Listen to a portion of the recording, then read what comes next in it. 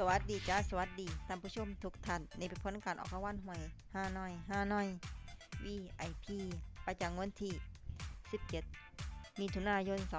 2569รางวัลเลข2ตัวรางเลขที่ออก4242รางวัลเลข5ตัวรางเลขที่ออก12342 12342รางวัลเลข2ตัวบนเลขที่ออก6767รางวัลเลข3ตัวบนเลขที่ออก667 667รางวัลเลข5ตัวเลขที่ออก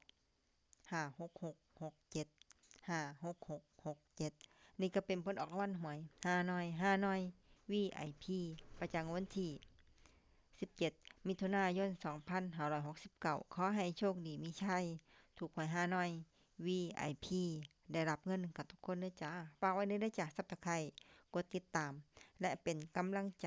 ขอขอบคุณทุกท่านที่เข้ามารับชมและรับฟัง